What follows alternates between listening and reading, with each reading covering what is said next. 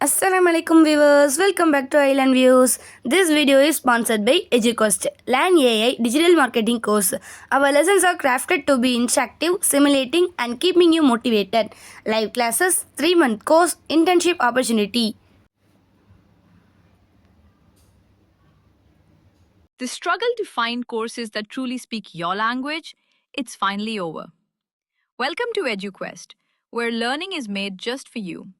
At EduQuest, we bring you a wide range of online courses, from career building programs to skill boosting masterclasses, all in your regional language. Because we believe language should never be a barrier to success. Our courses are tailor made after understanding what today's learners really need. So why wait? Start learning the smarter, simpler way only with EduQuest. Visit eduquest.courses and explore your next course today. And hey, don't miss out on our exciting offers and promotions.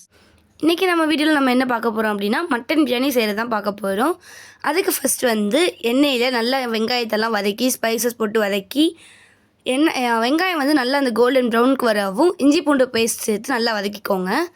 இஞ்சி பூண்டு paste சேர்க்கும்போது வந்து சிம்மில் வச்சு வதக்குங்க, அப்போ தான் அது வந்து பிடிக்காமல் இருக்கும். நல்லா பச்சை ஸ்மெல் போகிற வரைக்கும் நல்லாவே வந்து வதக்கணும்.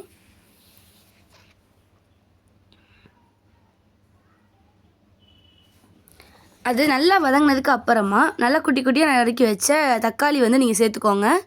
வெங்காயம் எப்பவுமே நீளமாக தான் வெட்டணும், தக்காளிக்கு நமக்கு ஷேப் பிரச்சனை இல்லை. ஆனால் தக்காளி நல்லா மசிகிற வரைக்கும் அதை வந்து வேக விட்டுட்டு வதக்கணும், அல்லது மூடி போட்டு கூட கொஞ்சம் நேரம் வேக வைக்கலாம். நான் ஒரு 5 நிமிஷம் கிட்ட மூடி போட்டு அப்புறமா ரம்ப இலையை முடிச்சு போட்டு சேர்த்து அதோடய ஸ்மெல் வந்து ரொம்ப நல்லா பரவும். அதனால் முடிச்சு போட்டு சேர்த்துக்கிறோம். இப்போ புதினா மல்லியை நல்லா வந்து கிள்ளி அதில் போட்டுக்கோங்க. நிறைய புதினா மல்லி சேர்த்தா வந்து நல்ல ஒரு ஃப்ளேவர் கொடுக்கும், அதனால் ஓரளவு நிறையாவே சேர்த்துக்கோங்க. அதையுமே வந்து நல்லா வதக்கிக்கோங்க. இப்போ பார்த்திங்க அப்படின்னா உங்களுக்கே தெரியும், புதினா மல்லி தக்காளி எல்லாமே மசிஞ்சிருச்சு, அந்த ரம்பை இலை எல்லாமே வந்து நல்லா மசிஞ்சிருச்சு. இப்போ வந்து மிளகாய்த்தூள், சக்தி கரம் மசாலா தான் நாங்கள் வந்து சேர்ப்போம், நீங்கள் அதையும் சேர்த்துக்கோங்க. இது எல்லாமே உங்கள் காரத்துக்கு ஏற்ப நீங்கள் சேர்த்துக்கோங்க. தயிர் ஊற்றிக்கோங்க. இது எல்லாத்தையுமே சேர்த்ததுக்கப்புறமா அதையுமே நல்லா ஒரு தடவை வந்து மிக்ஸ் பண்ணிவிட்டு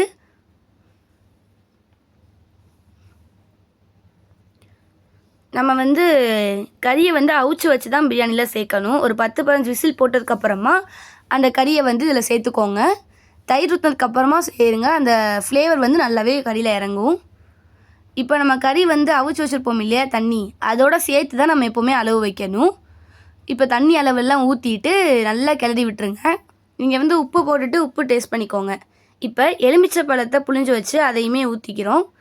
ஒரு 5 நிமிஷம் லைட்டாக சிம்மில் வச்சுட்டு அப்புறமா வந்து பிரியாணி அரிசி, அதாவது நாங்கள் பாஸ்மதி அரிசி ஊற வச்சது அதை தான் சேர்ப்போம்.